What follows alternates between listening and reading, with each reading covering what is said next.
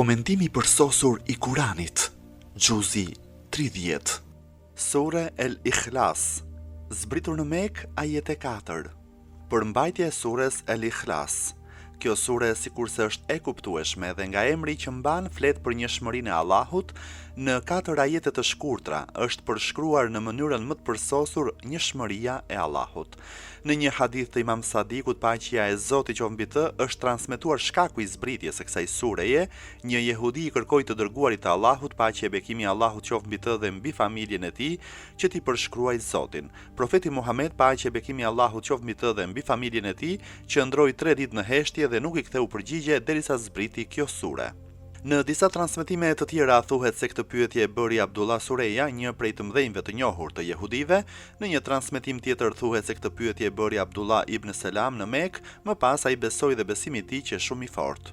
Në një tjetër transmetim thuhet se këtë pyetje e bën jo besimtarët e Mekës, në të tjera transmetime thuhet se pyetësi ishte një grup prej katolikëve të Nexhranit.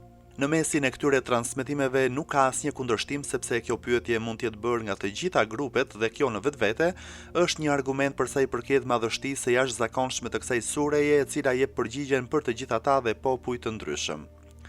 Mirësitë e leximit të sures El Ikhlas. Janë transmetuar shumë hadithe për sa u përket mirësive të leximit të kësaj sureje.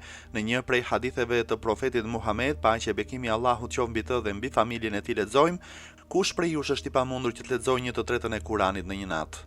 O i dërguari i Allahut, po kush mund të bëjë një punë tillë në një natë? Tha një prej të pranishmëve: lexoni suren Kul Huwallahu Ahad. Tha profeti Muhammed, paqja e bekimi i Allahut qoftë mbi të dhe mbi familjen e tij. Në një hadith tjetër të Imam Sadikut, paqja e Zotit qoftë mbi të, lexojmë kur profeti i nderuar i fali namazin e xhenazes Saad ibn Muadhit, ishin edhe 70.000 ëngjëj, ndërto ishte edhe Xhibrili. Unë pyeta Xhibrilin çfarë vepre të mirë ka bërë që po ja fal namazin edhe ti. Ai recitonte suren Ikhlas në çdo gjendje që ishte, i ulur në këmbë, i hypur mbi kafsh, apo kur ecte në këmbë, kur ikën e kur vjen, u përgjigj Xhibrili. Në një hadith tjetër të Imam Sadikut, paqja e Zotit qoftë mbi të, lexojmë: nëse një person fal namaz një natë një ditë pa thënë suren Ikhlas, atij thuhet: o robi i Zotit, ti nuk je nga falësit e namazit. Në një tjetër hadith të profetit Muhammed, paqja e bekimi i Allahut qoftë mbi të dhe mbi familjen e tij, thuhet: kush beson në Zot dhe në ditën e Kiametit, nuk e braktis asnjëherë suren Ikhlas pas namazit, sepse kur e reciton atë shikon hajër në këtë botë edhe në tjetrën. Ato i ka të mbledhura për veten e tij, babain, nënën dhe fëmijët e tij. Nga transmetimet dhe hadithet e tjera nxjerrim mësim se leximi i kësaj sureje para se të hyjmë në shtëpi bën që të kemi mirësi dhe bereqet. Mirësitë e kësaj sureje janë të shumta, ne përmendëm vetëm një pjesë të shkurtër prej tyre. Po përse kanë konsideruar suren Ikhlas si 1/3 e Kuranit? Disa janë të mendimit sepse Kurani është i përbërë nga ligji, besimi dhe historia, dhe kjo sure në mënyrë të ngjeshur flet për një pjesë të besimit. Të tjerë janë të mendimit se Kurani është i përbërë prej 3 pjesëve: krijimi, ringjallja dhe çka është midis këtyre të dyjave. Kjo sure komenton pjesën e parë. Është e pranueshme që 1/3 e Kuranit flet për njohurinë dhe tauhidin. Kjo sure ka përçuar mesazhin e saj. Për madhështinë e kësaj sureje flet ky hadith kur e pyetën Imam Aliun, paqja e Zotit qoftë mbi të, për suren Tauhid, ai u përgjigj: Zoti i madhëruar e dinte që në kohën e fundit do të vinë popuj që do të jenë të mendueshëm dhe në shumë çështje do të kenë shumë saktësi, ndaj edhe suren Ikhlas dhe ajetet e fillimit të sures El Hadid i ka zbritur për çështjen e njohurisë dhe njohjes së Zotit. Kushdo që kërkon më shumë se kaq do të shkatërrohet. Ajetet nga 1 deri te ajeti 4. Bismillahirrahmanirrahim. Kul Huwallahu Ahad, Allahu Samad, lam yalid wa lam yulad, wa lam yakun lahu kufuwan ahad. Me emrin e Allahut të gjithëmëshirshmit, mëshirëplotit, thuaj: ai është Allahu, një dhe i vetëm. Allahu është absoluti, të cilit i përgjërohet gjithçka në amshim. Ai as nuk lind, as nuk është i lindur, dhe askush nuk është i barabartë, ai krahasueshëm me atë. Komentimi: i vetëm, të cilit i përgjërohet gjithçka. Ajeti i parë i kësaj sureje i përgjigjet pyetjes që bëhet vazhdimisht prej popujsh, personësh të ndryshëm në lidhje me cilësitë e Allahut. Thuaj: ai është Allahu, një dhe i vetëm. Fjalia ka filluar me përemrin ai që është në numrin 1 dhe tregon një kuptim të pakonceptueshëm. Në të vërtetë është një sekret për një të vërtetë që qenia e shenjtë e Zotit është në pafundësi. Jemi të kufizuar edhe pse ndikimet e tij e kanë mbushur botën plot e për plot dhe mund të jetë nga çdo gjë më i qartë. Në ajetin 53 të surës Fussilet thuhet ne do t'u tregojmë atyre shenjat tona në hapësira toksore, qiellore si dhe në vetvete, derisa t'u bëhet plotësisht e qartë se ai Kurani është e vërteta. Vallë, a nuk të mjafton ty që Zoti yt është dëshmues i çdo gjëje? Pas kësaj të vërtete të panjohur hapet një perde dhe thot, thuaj ai është Allahu një dhe i vetëm. Fjala kul, thuaj, në këtë rast ka kuptimin shfaqje të vërtetën tregoja atë. Në një hadith të Imam Sadikut, paqja e Zotit qoftë mbi të, thuhet se pas citimit të kësaj fjale tha: jo besimtarët dhe idhujtarët i thrisnin në emër dhe i tregonin me shenja ta duke thënë, këta janë zotat tan o Muhammed, edhe ti na e përshkruaj Zotin tënd që ta shohim e ta ndjejmë. Zoti zbriti këto ajete që të përshkruaj dhe të vërtetoj atë çka është larg syve dhe larg prekjes së shqisave. Në një hadith tjetër të Imam Aliut, paqja e Zotit qoftë mbi të, lexojmë në natën e luftës së Bedrit, pash në ëndër hidrin dhe i kërkova të më mësoj ndonjë gjë që të dal fitimtar ndaj armikut. Më tha, thuaj Yahu, Yamen, Lahu, Illahu. Kur u zbardh këtë gjë ja tregova të dërguarit të Allahut, paqja e bekimi Allahut qoftë mbi të dhe mbi familjen e tij, o Ali të shmësuar Ismi Adham, më tha profeti Muhammed, paqja e bekimi Allahut qoftë mbi të dhe mbi familjen e tij. Këtë fjali e kam recituar gjatë luftës së Bedrit. Kur Amar Yasiri dëgjoi se Imam Aliu, paqja e Zotit qoftë mbi të, në ditën e luftës së Sifinit, po recitonte diçka, e pyeti se çfarë ishte kjo që po recitonte. Ismu Adham i Zotit dhe shtylla e tauhidit, i tha Imami. Emri Allah është emri i veçantë për Zotin. Kuptimi i fjalës se Imam Aliut, paqja e Zotit qoftë mbi të, në këtë rast është se në këtë fjalë Allah janë përmbledhur të gjitha cilësitë e tij, si madhështia hyjnore, po ashtu edhe bukuria hyjnore, dhe për këtë shkak është emëruar si Ismu Adham i Zotit. Ky emër nuk i thuhet askujt përveç Zotit, ndërkohë që emrat e tjerë të tij zakonisht përshkruajnë një prej cilësive të tij, sikurse është Alim, i ditur, Khalik, krijues, Razzaq, dhurues i riskut. Në përgjithësi këta emra përdoren edhe përveç Zotit, sikurse është Rahim, Kerim, Qadir e të tjerë. Gjithsesi rrënjët e saj kanë kuptim mbiemror dhe në origjinal është i preardhur nga fjala Walhun, që ka kuptimin të hajjere, sepse mendjet janë të habitura nga qenia e pastër e Zotit. Në hadithin e Imam Ali ibn Abu Talibit, paqja e Zotit qoftë mbi të, thuhet fjala Allah vjen me kuptimin e adhurueshëm dhe krijesat mahniten dhe dashurohen pas tij. Allahu është ai që nuk mund të perceptohet nga syt, sepse është i mbuluar nga mendimet e intelekti modest i njerëzimit. Ndonjëherë kuptimi i saj është marrë nga rrënja e fjalës Alihun dhe ka kuptimin adhurim. Në origjinal ka qenë El Ilah, me kuptimin i vetmi adhuruar me të drejtë. Por sikurse edhe e tham, sido që të kenë qenë rrënjët dhe prejardhja, më pas ka marrë formën e emrit Ismu Adham. Ky emër i referohet thelbit gjithëpërfshirës të gjitha atributeve të përsosjes, e cila është e pastër nga çdo emet. Ky emër i shenjtë në Kur'an është përmendur 1000 herë, asnjë emër nga emrat e shenjtë të tij nuk është përmendur në Kur'an në këtë shifër. Është emër që e ndriçon zemrën, njeriu t'i fal forcë dhe qetësi duke mbuluar atë në dëlirësi. Fjala Ahad vjen nga rrënja e fjalës El-Wahid, disa i kanë komentuar me të njëjtin kuptim të dyja fjalët, një, gjithashtu ata besojnë se të dyja flasin për qenien që është e pamposhtur dhe i vetëm në univers. Fuqia e tij nuk mund të krahasohet, është i vetëm në mëshirë. Përfundimisht është i paarritshëm dhe i pakrahasueshëm nga çdo anë, por të tjerë besojnë se midis fjalëve Ahad dhe Wahid ka ndryshim. Ahadun i thuhet një qenie që nuk pranon shumës, as në pikpamjen e jashtme e as në mendje, ndaj nuk mund të numërohet dhe kurrë nuk mund të futet te numrat, në kundërshtim me fjalën Wahidun, që për të mund të përfitojmë edhe 2 edhe 3, si në pikpamjen e jashtme ashtu edhe të brendshme. Ndaj ndonjëherë themi nga i grup nuk erdhi asnjë Ahad, do të thotë se askush nuk qej pranishëm, por kur themi nuk erdhi njëri, Wahidun, mund të kenë ardhur 2 ose disa persona. Por ky ndryshim nuk është shumë i përshtatshëm me përdorimin që i bën Kurani i shenjtë dhe hadithi. Të tjerë komentues janë të mendimit se fjala Ahad flet për thjeshtësinë e qenies së Zotit përballë komponentit përbërës të jashtëm ose intelektit, ndërkohë që fjala Wahid flet për njëshmërinë e qenies së Zotit përballë shumicës së jashtme. Në një hadith të Imam Bakirit, paqja e Zotit qoftë mbi të, lexojmë fjala Ahad është një, ndërsa fjalët Ahad dhe Wahid kanë një kuptim që është qenie vetme, e cila nuk ka të ngjashëm me të, ndërsa tauhid është të rrëfesh njëshmërinë e Zotit. Në vazhdim po të këtij hadithi lexojmë se fjala Wahid nuk vjen nga numrat, por është themeli i numrave. Numri nis nga 2 dhe sipas këtij kuptimi Allahu Ahad ka kuptimin adhurues. Njerëzit e kanë të pamundur ta perceptojnë qenien e Zotit, edhe përsa i përket cilësisë së tij e kanë të pamundur, ai është tek, nuk ka ngjashmëri me krijesat. Në Kuranin e shenjtë fjala Wahid dhe Ahad është përdorur vetëm për qenien e pastër të Allahut.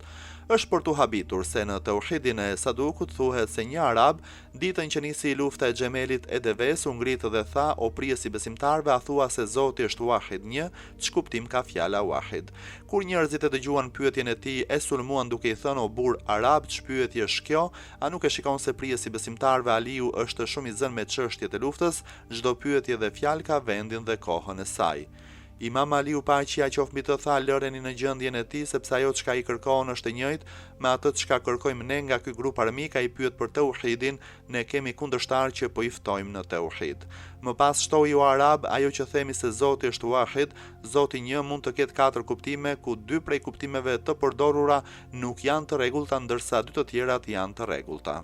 2 kuptime që nuk janë të rregullta si uniteti numerik, kjo gjë nuk është e lejuar për Zotin, nëse themi ai është 1, nuk është 2. Kuptimi i kësaj fjale është se mund të imagjinohet për të një i dytë, por nuk ekziston, ndërkohë që sigurisht për qenien e pastër dhe të pafundme nuk mund të imagjinohet një i dytë, sepse ajo gjë që nuk ka të dytë nuk futet te numrimi, a nuk peti se si tha Zoti për ata që thanë se Zoti është i përbërë nga 3 persona. Ata i quajti qafir. Një tjetër kuptim që nuk duhet përdorur është wahid si lloj, për shembull, nëse themi se filan person është një nga njerëzit, kjo gjë nuk mund të përdoret për Zotin, sepse Zoti nuk ka lloj e as gjini. Kuptimi i kësaj fjale është një lloj krahasimi, Zoti është i pastër prej çdo lloj krahasimi. Por nëse do themi 2 kuptimet e sakta, ato janë: e para kur themi Zoti një, do thotë se në këtë botë nuk ka të ngjashëm me të, po Zoti ynë është i tillë. Tjetra, nëse themi Zoti ynë është tek në gjithçka, do thotë se qenia e tij nuk mund të ndahet as në pikpamje të jashtme e as në intelekt, po Zoti ynë është i madh. Me pak fjalë, kur themi që Zoti është ehad dhe wahid, një dhe tek, nuk ka kuptimin një si numër apo lloj dhe gjini, por ka kuptimin një si qenie. Me fjalë më të qarta, njëshmëria e tij ka kuptimin e mohimit të ekzistencës së shembullit apo ngjashmërisë së tij. Arsyeja e këtij fjalimi është e qartë, ai është qenie e pafundme nga çdo pikpamje, prandaj është e sigurt që nuk mund të përshkruhen 2 qenie të pafundme, sepse nëse do ta bënim, që të dyja do të ishin të kufizuara dhe nuk do të kishin përsosmërinë e asnjërit. Në ajetin tjetër, do të shikojmë se si përshkruhet një tjetër cilësi e qenies së shenjtë, Allahu është absoluti, të cilit i përgjërohet gjithçka në amshim. Për fjalën Samed janë cituar shumë kuptime nga komentuesit dhe fjalor shkruesit, si dhe janë cituar shumë hadithe. Ragibi në librin e tij Mufradat thotë se fjala Samed do të thotë zotëria te i cili mbështetesh për diçka, pra i drejtohesh atij. Të tjerë janë të mendimit se fjala Samed tregon diçka që nuk është bosh nga brenda por e mbushur. Në fjalorin Meqais el-Lughat thuhet se fjala Samed ka 2 rrënjë, një me kuptimin qëllim dhe tjetra me kuptimin qëndrueshmëri. Kur Zotit i thuhet Samed është për shkak se robët e tij drejtohen atij me lutje dhe kërkesa, ndoshta për këtë shkak librat e fjalorit e kanë trajtuar në mënyra të ndryshme kuptimin e fjalës Samed si i madh që është në kulmin e madhështisë, dhe ai të cilit njerëzit i drejtohen për nevojat e tyre, ai që nuk është asgjë më superior se ai, dhe ai që është i përhershëm dhe mbetet pas shkatërimit të njerëzve. Për këtë arsye Imam Huseini, paqja e Zotit qoftë mbi të, për fjalën Samet ka cituar 5 kuptime. Së pari, Samet i thuhet një personi që është zotëri. Së dyti, Samet është një qenie që është vazhdimisht e përjetshme dhe e përhershme. Së treti, Samet është ekzistencë që nuk ka shoq. Së katërti, Samet është ai që nuk ha e nuk pi. Së pesti, Samet është ai që nuk fle. Në një tjetër tekst thuhet se Samet është ai që është i qëndrueshëm dhe jo nevojtar. Samet është ai që nuk ka ndryshime, nuk dhunon. Në një hadith të Imam Aliut, paqja e Zotit qoftë mbi të, është transmetuar: Samed është ai që nuk ka ortak, nuk e ka problem ta ruaj atë që ka, nuk i fshihet asgjë. Disa janë të mendimit se Samed është ai që çdo herë që dëshiron diçka i thot bëhu dhe bëhet. Në një hadith tjetër thuhet se disa njerëz nga Basra i shkruan Imam Huseinit, paqja e Zotit qoftë mbi të, dhe e pyetën për kuptimin e fjalës Samed. Imami ju përgjigj: fjala Samed është komentuar nga Kurani në ajetet e mëposhtme. Ai as nuk lind, as nuk është i lindur dhe askush nuk është i barabartë, ai krahasueshëm me atë. Po, Samed është ai që nuk ka ardhur në këtë botë nga ndonjë gjë, nuk ekziston te ndonjë gjë, nuk është i vendosur te ndonjë gjë, është krijuesi i gjithçkaje, gjithçka ka ardhur si pasojë e fuqisë së tij. Atë çka e ka krijuar që të vdes bëhet me vullnetin e tij, ajo çka është krijuar që të mbetet do të qëndrojë, ky pra është Zoti. Në një hadith tjetër lexojmë se Muhammed ibn Hanefia e pyeti prijesin e besimtarve Aliun, paqja e Zotit qoftë mbi të, për kuptimin e fjalës Samed. Ai tha: nuk është as emër e as trup, nuk ka si ai e as të ngjashëm me të, nuk ka pamje dhe nuk ka të ngjashëm. nuk ka mas as kufizim, nuk ka vend as qëndrim, nuk ka cilësi, nuk është as këtu e as aty, nuk është boshe as i mbushur, nuk qëndron në këmbë e as ulur, nuk ka vend e as ngjyrë, nuk ka vendosur kufizim në zemrën e njeriut, nuk ka as aromë, të gjitha këto nuk ekzistojnë në qenien e pastër të tij. Ky hadith tregon më së miri se fjala Samet ka një kuptim shumë të gjerë ku mohon çfarëdo lloj cilësie të përbashkët me krijesat për shkak se emrat e përcaktuar dhe të kufizuar si trupi, ngjyra, vendi, lëvizja, cilësia dhe të tjera si këto janë ndër cilësitë dhe mundësitë e krijesave, por ndonjëherë është cilësi e botës materiale dhe ne e dimë se Zoti është më lartë dhe më i madhëruar prej këtyre. Në studimet e fundit të bëra nga të gjitha mjetet materiale, duke nisur që nga atomi dhe përbërësit e tij si dhe elektronet që vërtiten në rreth tij, është zbuluar se midis tyre ekziston një largësi e madhe duke krahasuar me atomin në mënyrë të tillë që nëse hiqet kjo largësi, mjetet do të duken kaq të vogla sa për ne do të jetë shumë e mahnitshme dhe e habitshme. Për shembull, nëse largësia e atomit do të largonte pjesët e ekzistencës së një njeriu dhe atë ta shtyp plotësisht, ai mund të transformohet sa një grimcë e cila është e vështirë të shikohet me sy, por megjithatë e gjithë pesha e trupit të një njeriu e ka atë, për shembull kjo pjesë sa një grimcë peshon 60 kg. Disa duke u bazuar në kërkimet shkencore janë të mendimit se një nga kuptimet e fjalës Samed është ekzistenca që nuk është bosh. Këtë përfundim e kanë arritur duke u bazuar në Kur'an, sepse Kur'ani mohon çfarëdo lloj trupi apo forme të Zotit, sepse të gjithë trupat janë të përbërë nga atomi dhe atomi është bosh. Kështu ky ajet mund të konsiderohet si një prej mrekullive shkencore të Kur'anit. Por nuk mund të harrojmë se fjala Samed në origjinë ka kuptimin zotëria i madh që të gjithë nevojtarët shkojnë pas tij dhe nga çdo aspekt është i mbushur dhe i plotësuar. Të gjitha kuptimet dhe komentimet e tjera që u cituan për fjalën Samet kthehen tek kjo rrënjë, ndërsa në ajetin tjetër kundërshtohet besimit të krishterëve, jehudive dhe jo besimtarëve arab. Të parët i bën Zotit shirk, duke thënë se Zoti ka fëmijë, është baba e të tjerë. Allahu në këtë ajet thot, ai as nuk lind, as nuk është i lindur. Përballë gjendet fjala atyre që besojnë në Trinitet, Zoti Baba, Zoti Djalë si dhe Shpirti i Shenjtë. Jehuditët thonë se Uzeiri është djali i Zotit, hebrejt thonë se Uzeiri është i biri i Allahut, të krishterët thonë se Mesihu është i biri i Allahut. Këto janë fjalët e tyre nga goja e tyre, i imitojnë fjalët e jo besimtarëve të mëparshëm, i vraft Allahu si po shmangen nga e vërteta. Edhe jo besimtarët arab besonin se ëngjëjt janë vajzat e Zotit, idhujtarët i shohin xhindët si ortak të Allahut, ndërkohë që ai ka krijuar ata. Me padituri kanë veshur Zotit dje me vajza, i lavdëruar dhe i lartësuar mbi gjithçka që ia veshin ata, qoftë Zoti. Prej disa transmetimeve kuptohet se fjala lindje në ajetin ai as nuk lind, as nuk është i lindur, ka kuptim të gjerë, po ashtu çfarëdo lloj dalje e gjërave materiale dhe gjërave të buta, ose dalja e tyre prej qenies së shenjtë, si të jenë materiale, si të jenë të buta, ato i mohon. Për ta qartësuar më tepër se çfarë janë gjërat materiale dhe ato të buta, do t'i hedhim një sy letrës që Imam Huseini, paqja e Zotit që mbi të, u shkroi njerëzve të Basrës për komentimin e fjalës Samed. Midis të tjerë thot se Lem Jelit ka kuptimin prej atij nuk del asgjë jashtë, qofshin këto gjëra materiale, sikurse është fëmia dhe gjëra të tjera që dalin prej krijesave, sikurse është qumshti që del nga gjoksi i nënës, dhe as gjëra të buta sikurse është shpirti apo të tjera, sikurse është gjumi, imagjinata, trishtimi, gëzimi, e qeshura, të qarit, frika, uria, ngopja e të tjerë. Zoti është shumë herë më i mirë nga këto që prej tij të dalë gjë. Gjithashtu është shumë më i mirë sa që prej tij të linë gjë, qofshin ato materiale apo jo materiale, sikurse dalje një qenie të gjallë për një qenie tjetër, apo sikurse del bima nga toka dhe uji nga burimi, fryti nga pema, apo të dalin gjërat e buta prej burimit të tij, sikurse të shikosh prej syve, të dëgjosh me vesh, të marrësh frymë me hund, të provosh shihet me gojë, të flasësh me gjuhë, të kesh njohuri dhe të përcaktosh nëpërmjet të perceptuarit të zemrës. Në përputhje me këtë hadith, fjala lindje ka kuptim shumë të gjerë që përfshin çfarëdo lloj dalje dhe çdo gjë që del nga një gjë tjetër. Në të vërtetë ky është kuptimi i dytë i ajetit, sepse kuptimi i parë ishte i qartë, sikurse e tham në fillim duke e bashkuar edhe kuptimin e dytë dhe duke bërë një analizë mbi kuptimin e parë, gjitha kjo është plotësisht e kuptueshme, sepse nëse Zoti nuk ka fëmijë është sepse nuk ka asnjë lidhje me ndikimet e jashtme, ky kuptim është i drejtë edhe për ndikimet e tjera materiale. Në ajetin e fundit të kësaj sureje flitet për cilësitë e arritjes së përsosmërisë dhe askush nuk është i barabartë, ai krahasueshëm me atë. Fjala kufuan në origjinal ka kuptimin barazi në pozitë dhe në fuqi. Më pas, në këtë fjalë u përfshit çfarëdo lloj ngjashmërie. Në përputhje me këtë ajet, të gjitha ngjashmëritë e krijesave dhe cilësitë e tyre apo çfarëdo lloj mangësie dhe kufizimi prej qenies së pastër të tij është e mohueshme. Ky pra është ai tauhidi i cilësive. Përballë tauhidit numëror dhe llojit që e cituam në fillim të komentimit të kësaj sureje. Duke u mbështetur në këtë Ai as nuk ka ngjashmëri në qenie e as të ngjashëm në cilësi, as në vepra apo çfarëdo lloj tjetër, nga të gjitha është i paritshëm dhe i pakrahasueshëm.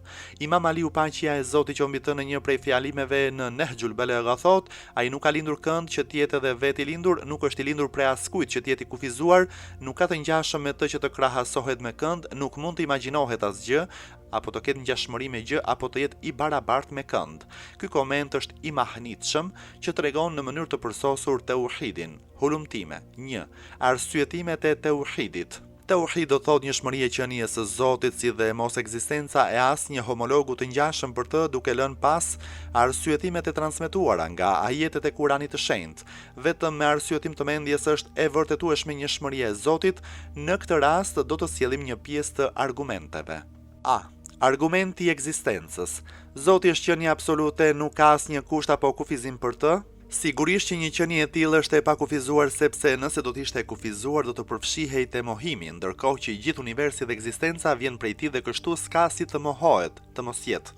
Po ashtu nuk ekziston gjë jashtë që atë ta mohojë, duke u bazuar në këtë, nuk është i kufizuar nga asgjë. Nga ana tjetër, dy ekzistenca të pakufizuara në botë nuk mund të imagjinohen, sepse nëse do të gjendeshin dy krijesa, patjetër që secila do të ishte e përbërë prej cilësive të ndryshme, që do thotë përsosmëri dhe cilësi të cilat nuk do t'i kishte tjetra, kështu që do të ishin të kufizuara. Vetë kjo është një argument i qartë sa i përket njëshmërisë dhe të qenit i domosdoshëm në thelbin përkatës. B. Argumenti i dytë. Kur hedhim sy tek kjo botë e gjerë, në fillim e shikojmë këtë botë si një botë të trazuar, jo të rregullt, toka, qielli, dielli dhe hëna, yjesia dhe llojet e ndryshme të bimëve dhe të kafshëve. Sa më shumë të shikojmë me vëmendje, do të vërejmë pjesë të vogla të kësaj bote, të cilat janë të lidhura me njëra tjetrën, që formojnë një pjesë të cilat sipas një sër ligjesh të përcaktuara udhëzojnë të gjithë botën. Sa më shumë të zhvillohet bota dhe sa më shumë të ecë dia përpara, do të shikohet dhe do të qartësohet edhe më shumë uniteti i gjërave të kësaj bote, saqë ndonjëherë kur bëhet ndonjë analizë mbi ndonjë lloj gjëje, sikurse është rënja e mollës nga pema, bëhet shkak që të zbulohet një ligj që do të udhëheq në të gjithë botën e ekzistencës. Apo sikurse është edhe çështja e Newtonit dhe ligji i tërheqjes, ky unitet i rregullit të botës dhe ligjet që udhëzojnë mbi të janë të njëjta midis gjërave, duke treguar se krijuesi është një. C. Argumenti shkencoro-filozofik. Një tjetër argument që tham për vërtetimin e njëshmërisë së Zotit është ajeti 22 sures El-Anbiya, sikur në qiej dhe në tokë të kishte zota të tjerë përveç Allahut, si qiejt ashtu edhe toka do të shkatroheshin, qoftë i lavdëruar Allahu, Zoti i Fronit dhe i lartësuar mbi çka ja veshin atij. Ç. Thirrja e përgjithshme e të gjithë të dërguarve në Zotin një. Edhe ky është një arsyetim tjetër për të vërtetuar njëshmërinë, sepse nëse do të ekzistonin në këtë botë dy qenie të detyrueshme, dy zota, që të dy duhet të kishin burim hiri, për shkak se një qenie e pakufishme nuk mund të jetë do shtrënguar në përhapjen e dritës, sepse nëse nuk do të kishte hir, do ta konsideroje si mangësi për të dhe të jesh atëherë kërkon që të gjithë t'i përfshinë hirin e tij. Ky hir ka dy deg, hiri gjenetik në botën e udhëzimit, duke u bazuar në këtë, nëse zotat e ndryshëm do të ekzistonin, atëherë të dërguarit duhet të vinin nga të gjithë ata dhe hiri legjislativ të arrit tek ata të gjithë. Imam Aliu paqja e Zotit qoftë mbi të në testamentin që lë për djalin e tij të nderuar Imam Hasan Mujteban, paqja e Zotit qoftë mbi të thotë: "Dije o biri im, nëse Zoti do të kishte homolog, të dërguarit e tij do të vinin pranë teje dhe do t'i kishe parë ndikimet e pushtetit dhe të udhëheqjes së tyre. Gjithashtu edhe me vepra dhe cilësitë e tyre do të ishe njohur, por ai është një i vetëm, tek i adhuruar, ashtu sikurse e përshkruan veten e tij." Të gjitha këto janë argumente për njëshmërinë e tij, argumente për mos ekzistencën e çfarëdo lloj përbërjeje apo pjese në qenien e tij të pastër. Të gjitha këto janë të qarta, sepse nëse për të do të ekzistonin pjesë të jashtme, sigurisht që do të ishte nevojtar për to, po ashtu do kishte nevojë për një zot tjetër të paarsyeshëm, atëherë do të ishte i kufizuar, ndërkohë që e dim se qenia e tij është e pakufizuar dhe nuk është e përbërë nga asnjë lloj natyre, një gjë që nuk është e përbërë prej natyre nuk ka as lloj as tin. Nëse përbërësit e arsyes do të ishin të përbërë nga natyra dhe qenia apo nga lloji, do të ishin të tillë, kjo do të ishte e pamundur, sepse përbërja nga natyra dhe qenia do të ishte kufizuar, ndërkohë që ne e dim se qenia e tij është e pakufizuar dhe nuk është i përbërë as nga natyra as nga lloji, një gjë që nuk ka natyrë, nuk ka as lloj. 2. Njohjet e njëshmërisë. Zakonisht për njohjen e njëshmërisë janë cituar 4 njohje: A. Njëshmëria e qenies, ajo çka u shpjegua më lart; B. Njëshmëria e cilësive, që do thotë se cilësitë e tij nuk janë të ndara nga qenia e tij dhe nuk ndahen prej njëra tjetrës, për shembull, Dia dhe fuqia jon janë dy përshkrime që janë të bashkangjitura në qenien ton. Qenia jon është diçka dhe dia e fuqia jon është një tjetër gjë. Ashtu sikurse dia dhe fuqia është e ndarë te ne, po ashtu edhe qendra e dijes te ne është shpirti ynë, ndërsa qendra e fuqisë son është trupi dhe pjesët e trupit ton. Por te Zoti as cilësitë nuk janë të ngjitura te qenia e tij, as nuk janë të ndara nga njëra tjetra, por është ekzistencë që e gjithë dia, fuqia, pafundësia dhe përjetësia nuk janë të ndara. Nëse do të ishte ndryshe, atëherë do të ishte i përbërë dhe nëse do të ishte i përbërë do të kishte nevojë për pjesë, një gjë që është nevojtare nuk mund të quhet vetë ekzistuese Zot. C. Njëshmëria e të vepruarit. Çdo ekzistencë, çdo lëvizje dhe çdo veprim në univers kthehet te qenia e pastër e Zotit, ai është shkaku i shkaqeve dhe shkaku kryesor. Gjithashtu veprimet që ne kryejmë në një kuptim janë prej tij, ai na fal neve forcë dhe na jep liri e vullnet, duke u bazuar në këtë në të njëjtën kohë që ne jemi vepruesi i veprës son, përballë saj jemi përgjegjës, nga një anë vepruesi është Zoti, sepse të gjithë çka ne kemi rikthehen tek ai. D. Njëshmëria në adhurim. Njëshmëri në adhurim do të thotë që duhet të adhurojmë vetëm atë. Askush tjetër nuk është i denjë për të adhuruar, për shkak se i adhuruar duhet të jetë ai që i ka të gjitha përsosmëritë absolute dhe është përsosmëri absolute. Ai nuk ka nevojë për asgjë dhe është falës i të gjitha mirësive dhe krijuesi i të gjitha krijesave. Këto cilësi nuk mund të përmbledhen askund përveç se në qenien e pastër të tij. Qëllimi kryesor i adhurimit është të gjesh në rrugën e afrimit te përsosmëria absolute dhe gjithësia e pafundme, si dhe të reflektosh ndaj cilësive të përsosmërisë. Ato janë në thellësinë e shpirtit. Përfundimi është largimi nga cyetjet dhe kthimi drejt vetëedukimit të egos. Ky qëllim nuk mund të arrihet vetëm se me adhurim të Allahut, që është përsosmëria absolute. 3. Njohja e njëshmërisë së veprave. Njëshmëria e veprave zë një vend të rëndësishëm. Në këtë rast do të citojmë 6 prej pjesëve të saj. A. Njëshmëria e krijimit. Në Kuranin e shenjtë thuhet: "Thuaj Zoti është krijuesi gjithçkaje." Sure Er-Ra'd, ajeti 16. Arsyetimi është i qartë kur themi se me argumente dhe arsyetimet e kaluara është vërtetuar se vetë ekzistuesi, Zoti, është një dhe të gjitha gjërat e tjera përveç tij janë të mundshme, duke u bazuar në këtë, krijuesi gjithçkaje do të jetë një. B. Njëshmëria e zotërimit. Drejtuesi dhe udhëheqësi i universit është vetëm Zoti. Në Kuranin e shenjtë thuhet: "Apo kërkon një tjetër Zot ndërkohë që ai është Zoti gjithçkaje?" Sure El-En'am, ajeti 164. Argument për këtë është uniteti domosdoshëm dhe njëshmëria e krijuesit të universit. C. Njëshmëria, vendosja e ligjit dhe ligji. Në Kuranin e shenjtë thuhet: "Çdo kush që nuk merr vendim për atë çka Zoti ka zbritur është jo besimtar." Sure El-Maide, ajeti 44. Kur ne vërtetuam se udhëheqësi dhe drejtuesi është vetë Zoti, bëhet e qartë se ligjvënësi nuk mund të jetë ndokush tjetër përveç tij, pra askush nuk e ka këtë kompetencë, sepse askush nuk është pronar me të që edhe ai tjetri të vendosë ligje. Ç. Njëshmëri në pronësi. Pronari i vërtet do të thot pushtet mbi një gjë, apo pronari i vërtet do të thot ligji mbi një gjë. Të gjitha këto janë prej Zotit. Në Kuranin e shenjtë thuhet: "Pushteti dhe pronësia e qiejve dhe tokës është posaçërisht për Zotin." Dhe e falni prej mallrave që Zoti ju ka caktuar si udhëheqës ndaj tyre. Sure Hadid, ajeti 7. Një tjetër arsye është vetë njëshmëria në krijim, kur gjithçka është e krijuesit. Sigurisht që edhe pronari të gjithë gjërave është qenia e shenjtë e tij, duke u bazuar në këtë çdo pronësi merr burim nga pronësia e tij. D. Njëshmëria e udhëheqjes. Muslimanët kanë nevojë për udhëheqje sepse nuk është e mundur të jetohet në bashkësi dhe të mos ketë një udhëheqës, ndarje e përgjegjësive, koordinimi i programeve, zbatimi i detyrave, paraprita e dhunës e të tjerë, të gjitha këto nuk mund të kryhen pa pasur një udhëheqës. Nga një anë thuhet se liria e njeriut është e tillë që asnjë person ndaj një personi tjetër nuk ka të drejtën e udhëheqjes, vetëm nëse pronari kryesor dhe pronari i vërtet të jap leje. Nga këtu, ne bazohemi se çfarëdo lloj pushteti që nuk ka lidhje me pushtetin hyjnor, nuk e pranojmë. Gjithashtu nga këtu ne mësojmë se duhet i bindemi pushtetit të profetit Muhammed, paqja e bekimi Allahut qoftë mbi të dhe mbi familjen e tij, dhe pas tij imamëve të pastër, paqja e Zotit qoftë mbi ta, e pas tyre për juristët e shoqërisë vendosen kushte. Sigurisht që mund të jetë edhe kjo e mundur që një pjesë e njerëzve të japin leje që dikush t'i udhëheq, por nëse nuk e pranojnë të gjithë, një pushtet i tillë është i pamundur. Gjithashtu nuk duhet të harojmë se uniteti i sundimit është i lidhur me botën e krijimit, ndërsa uniteti i ligjvënies dhe i pushtetit është i lidhur me botën e ligjvënies. Kurani i shenjtë thotë: "Ligji dhe pushteti është vetëm prej Zotit." Sura El-En'am, ajeti 57. Dhe njëshmëria e bindjes. I vetmi që duhet i bindemi është Zoti. Ligji bindjes ndaj çdo kujt tjetër duhet të merret nga ky burim që do thotë bindja ndaj tij është bindje ndaj Zotit. Arsyeja e saj është e qartë kur udhëheqja është posaçërisht për të. Ne bindjen ndaj profetëve, imamëve të pastër dhe zëvendësve të tyre e konsiderojmë si reze prej bindjes së Zotit. Në Kuranin e Shenjtë thuhet: O besimtar, bindjuni Allahut, bindjuni të dërguarit dhe atyre që drejtojnë punët tuaja. Nëse nuk pajtoheni në ndonjë gjë, drejtojuni Allahut dhe të dërguarit. Nëse besoni Allahun dhe ditën e Kiametit, kjo për ju është më e mira dhe shpjegimi më i bukur. Sure En-Nisa, ajeti 59. Dhe kush i bindet të dërguarit i është bindur Allahut, sa për ata që kthejnë kokën më njan, ne nuk të kemi dërguar që ti jesh rojtari tyre. Sure Nisa, ajeti 80. Sigurisht që pjesa e mësipërme kërkon për secilën komentim të shumtë, por për të mos u larguar nga mënyra e komentimit, nuk do të dalim jashtëme, për këtë arsye kemi shpjeguar në mënyrë të përmbledhur. O Allah, na mbaj të qëndrueshëm dhe në drejtimin e tauhidit në të gjitha veprat dhe punët tona.